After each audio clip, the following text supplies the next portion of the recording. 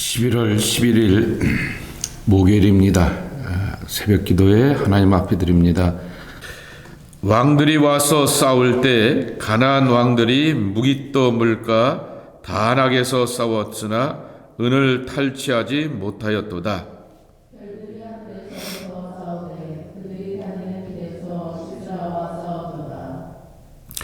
기손강은 그 무리를 표류시켰으니 이 기손강은 옛 강이라.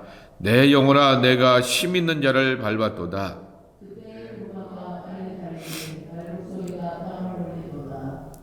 여호와의 사자의 말씀에 메로스를 저주하라. 너희가 거듭거듭 그 주민들을 저주할 것은 그들이 와서 여호와를 돕지 아니하며 여호와를 도와 용사를 치지 아니함이니라 하시도다.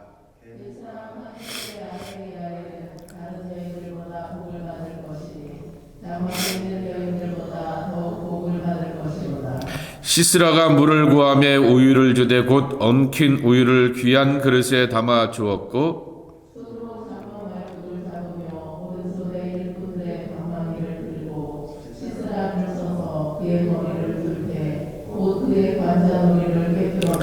그가 그의 발 앞에 구부러지며 엎드려지고 쓰러지고 그의 발 앞에 구부러지며 엎드려져서 그 구부러진 곳에서 엎드려져 죽었도다.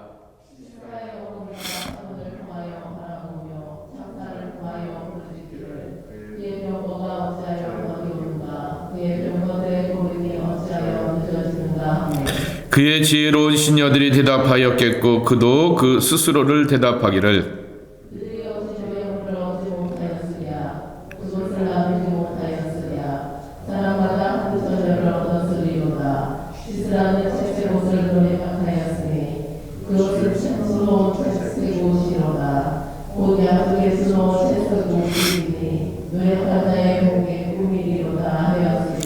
여호와여 주의 원수는 다 이와 같이 망하게 하시고 주를 사랑하는 자들은 해가 힘있게 도둠같게 하시옵소서 하니라. 그 땅이 40년 동안 평온하였더라. 아멘. 어제와 함께 이어지는 드보라와 바락의 찬양입니다.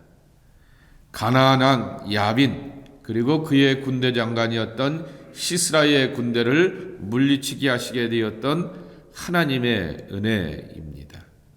전쟁에 참여한 대표적인 이스라엘 쪽의 사람들이 누구냐 하면은 드보라입니다. 여사사였습니다. 그리고 결정적인 그러한 적군의 지도자 장군을 제거하게 되었던 야웰이 나오게 됩니다.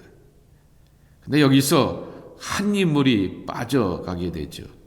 바락입니다.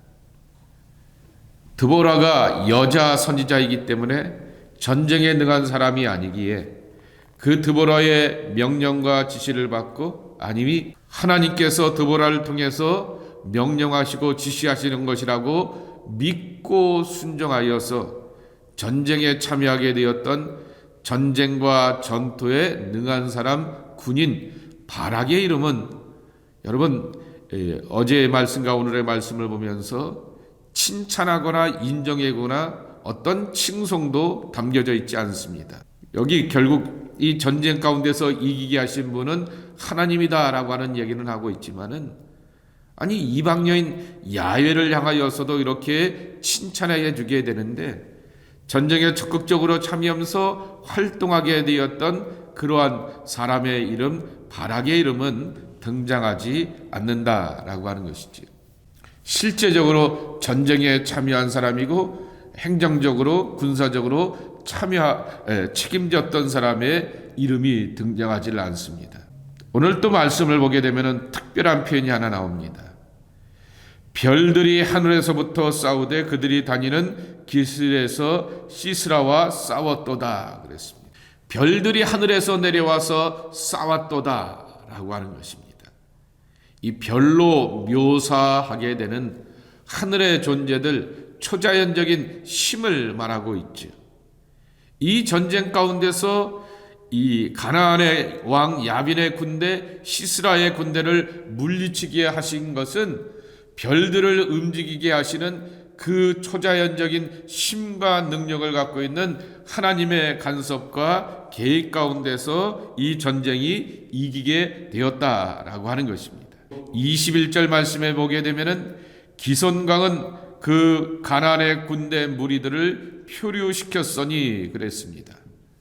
말씀드렸듯이 건기의 기손강은 와디가 되어서 메마른 땅입니다. 계곡이 졌기 때문에 숨기가 좋아서 거기다 정착하게 되었는데 갑자기 많은 비가 오게 하면서 말 그대로 기손강이 강노릇을 하게 되며 그 안에 있는 군대들을 다 표류시키게 되었고 혼란이 오게 하였다라고 하는 것입니다. 하나님의 초자연적인 비가 오게 하시는 초자연적인 간섭과 개입인 것입니다. 발악의 이름이 등장하지 않는 모습을 보고 하나님의 이 간섭하심을 나타나기도 하고 이방의 여인의 그 헌신과 충절과 충성스러운 모습을 함께 소개하면서 여기서 우리가 배우는 것이 있습니다. 비록 내 이름은 빠진다 할지라도 자기 영광으로 살 것이 아니라 하나님의 영광과 은혜로 우리가 살아야 됨을 이 발악의 모습을 통하여서 배우게 되는 것입니다. 이 전쟁 가운데서 이름이 불려지지 않는 것처럼 공로도 없는 것처럼 보이게 되고 어떤 칭찬도 없는 것처럼 보이게 되지만은 그러나 은혜로 살 것을 우리에게 말씀하시는 거죠. 내가 하나님 편이 되고 옳은 편이 되고 거룩한 일에 참여하는 정말 거룩한 동참자가 되었다라고 하면은 그것으로 말미암아 기뻐하며 나아가는 것이 우리의 신앙과 헌신의 자세가 되어야 할 것입니다. 또 한 사람의 이름이 등장하게 됩니다. 여호와의 사자의 말씀에 23절이죠. 메로스를 저주하라 그랬습니다. 반복하여서 거듭거듭 그 메로스 지역에 있는 주민들을 저주하라 그랬습니다. 전쟁에 참여하지 않았다라고 하는 것이죠. 이스라엘을 구원하시고자 하는 하나님의 뜻과 계획에 참하지 않은 모습에 대하여서 책망하고 있고 그 책망이 지나쳐서 저주까지 되고 있는 그러한 모습입니다. 그리고 반대로 24절 이하의 말씀에 보게 되면은 헤벨의 아내 야웰 겐족속이었던 이 모세의 장인 이드로의 집안이었지만은 유다 지파에 속하기는 하였지만은 이방 사람이었던 이방의 여인이 전쟁에 참여하면서 적극적으로 구체적으로 전쟁 가운데서 있게 되었던 그 이야기들을 소개하여 주고 있는 것입니다. 반복되는 거죠. 똑같은 이야기를 또 이렇게 반복하여서 구체적으로 자세하게 야웰의 그 행동과 모습을 설명하게 됩니다. 복받을 사람의 모습을 소개하고 있는 것이고 하나님 앞에서 심판받고 저주받을 사람들의 모습도 함께 보여주고 있습니다. 복과 저주는 전능자의 손길 아래 있는 것이죠. 그 전능자의 마음과 전능자의 은혜로 말미암아 우리가 복의 사람이 되기도 합니다. 또 전능자가 우리를 향하여서 외면하게 될 때 인생의 문제가 내 삶의 문제가 되고 인생 앞에서 어려움을 당할 때 아무런 도움이 없는 그와 같은 한탄스러운 삶을 살게 될 수도 있음을 말씀하여 주고 있는 것입니다. 그래서 우리는 늘 선택과 결단 앞에서 하나님이 기뻐하시고 하나님이 원하시는 그와 같은 믿음의 선택을 하면서 살아가는 하나님의 자녀가 되어야 하겠습니다. 또 한 가지 표현입니다. 의외로 사사기가 역사적인 기술 아닙니까? 굉장히 문학적인 재미난 그러한 표현들이 많이 등장하게 됩니다. 28절에 보게 되면은 시스라의 어머니입니다. 갑자기 왜 시스라의 전쟁에 참여하는 이야기를 하면서 이 장군을 기다리는 어머니의 마음과 어머니의 기대를 소개하여 주고 있을까라고 하는 거죠. 어머니가 창가를 바라보면서 우리 아들이 전쟁터에 나가서 책임자로 나갔는데 이 총사령관으로 나가서 얼마나 좋은 성과를 거두고 돌아올까, 왜 이리 늦지? 라고 하는 초조한 마음을 소개하기도 합니다. 그런데 30절 말에 보게 되면은 정말 이 전쟁에 참여하면서 전리품으로서 아녀자들을 내려오게 되고 처녀들을 내려와서 또한 그 성의 대상물로 여기게 되는 모습도 보입니다. 채색 옷을 노략하였을 것이다 말하게 됩니다. 비단 옷을 입은 귀족들과 부자들을 향하여서 그렇게 약탈하여서 뺏어왔을 것이다 라고 하는 그러한 기대를 갖고 있게 되는데, 기대가 기대였고 기대가 절망이었고 기대가 헛된 생각이었습니다. 시스라의 어머니입니다. 헛된 기대를 갖고 있는 시스라의 어머니입니다. 또 한 어머니가 어제 소개되었죠. 7절입니다. 이스라엘에는 마을 사람들이 그쳤으니 드보라가 일어나 이스라엘의 어머니가 되기까지 그쳤도다 그랬습니다. 드보라는 이스라엘의 어머니가 되었고, 또한 시스라의 어머니는 많은 기대와 희망을 가지고 우리 아들이 이번에 전쟁에 나가서 적들을 물리치고 많은 노략품들을 가지고서, 전리품을 가지고서 돌아올 것이다 라고 생각하게 되었는데, 그 생각은 헛되고 죽음의 소식밖에 들려오지 않는 것입니다. 어떤 어머니가 될 것인가 라고 하는 것이죠. 드보라가 선택하게 되었던 하나님의 명령에 순종하고 하나님의 뜻으로 살아가는 믿음의 어머니가 될 것인가, 자식을 바라보면서 자식을 통하여서 영광과 기쁨과 즐거움을 얻고자 하는 그러한 어머니로 살 것인가 라고 하는 것입니다. 또 반대로 이렇게 해석해 볼 수도 있을 것입니다. 어머니가 있다라고 하는 얘기는 그에게 자식이 있다라고 하는 것입니다. 나는 내 어머니에게 어떤 희망을 심어줄 수 있는 그러한 자식일까라고 하는 것입니다. 드보라가 선지자로 일어나게 되고 사사로 일어나게 되었을 때 이스라엘 사람들 가운데 분명히 반발하는 사람들이 있었을 것입니다. 여자가 어떻게 선지자가 되고 여자가 어떻게 사사가 되어서 이 전쟁에 참여하면서 감나라 배나라 할 수 있겠느냐라고 하는 그러한 문제의식이죠.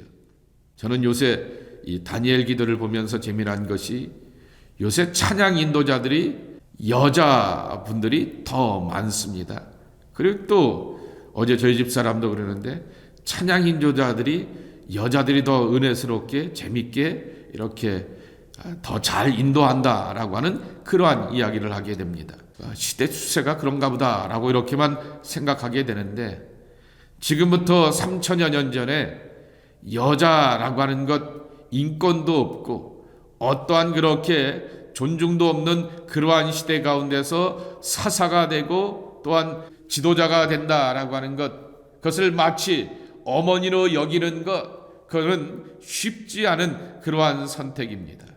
드보라를 어머니로 여겼다라고 하는 것은 바로 믿음의 자식이 되고 영적 자식이 되어서 드보라를 통하여서 하나님을 만나고 하나님을 경험하고 하나님의 은혜로 살겠다라고 하는 그러한 고백일 것입니다. 드보라의 자식들은 물론 오늘 여기 메로스와 같이 실망시키는 그러한 사람들도 있었지만은 전혀 뜻밖의 사람 야웰과 같은 사람들을 통하여서 하나님의 일하심과 승리를 보여주는 귀한 계기도 있게 되었던 것을 확인하게 됩니다. 반대로 시스라의 어머니는 아들을 기다려보게 되지만은 그 아들은 정말 불행한 모습으로서 나오게 되는 것이죠. 칼과 창의 사람이 아니라 바로 모든 것을 주관하시는 전능자를 기다리고 의지하면서 살아가는 하나님의 자녀가 되어야 하겠다라고 하는 것입니다. 오늘 이 말씀을 기억하면서 두 가지의 이야기를 기억하게 됩니다.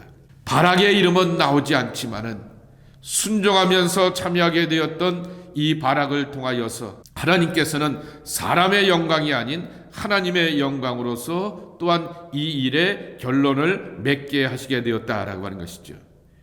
크고 작은 승리와 응답과 신앙의 역사 속에서 내가 했고 내가 남겼던 자기 영광과 자기 발자취에 도취될 것이 아니라 이 모든 일은 다 전적인 하나님의 은혜였고 하나님께 영광 돌릴 일입니다 라고 하는 고백으로 나가야 되는 것을 우리는 바락을 통하여서 배우게 됩니다. 또 한 가지, 이 시스라의 어머니와 이스라엘의 어머니 드보라 이야기를 기억하면서 나는 어떤 어머니가 되고 어떤 아버지가 되어서 내 후손들과 자녀들 가운데 희망과 기쁨을 줄 수 있겠는가라고 하는 것이죠. 헛된 기도와 헛된 희망을 품고 나가는 그러한 어머니가 아니라 드보라와 같이 믿음의 사람이 되고 하나님께서 명령하시면 절제적으로 따르고 순종하는 하나님의 사람이 되어서 하나님께 영광과 찬양을 돌릴 수 있는 신실한 믿음의 어머니가 되어야 하겠습니다. 이와 같은 믿음의 선택을 할 줄 아는 하나님의 사람들이 저와 여러분의 모습이 되기를 예수님의 이름으로 축복합니다. 하나님 아버지 감사합니다. 오늘도 주님 앞에 나와서 기도하며 한날의 삶을 살고 또한 기도하며 하나님의 말씀을 묵상하고 하나님의 뜻과 은혜를 구합니다. 어떠한 선택과 결심으로 주님 앞에 나갈까? 오늘의 말씀을 묵상하고 상고하고 새겨보게 됩니다. 거룩한 것을 쫓을 줄 알고 하나님의 영광을 위해서 살 줄 알고 하나님이 뜻한 것에 대하여서 순종할 줄 아는 하나님의 사람들이 저희들 모두가 되게 하여 주시옵소서. 오늘도 주님의 말씀을 붙들고서 아버지 하나님께서 우리의 길과 우리의 삶을 맡기고 의지합니다.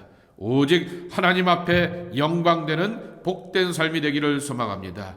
주께서 역사하시고 선한 도우심으로 함께하여 주시옵소서. 예수님의 이름으로 간절히 축복하며 기도하옵나이다. 아멘.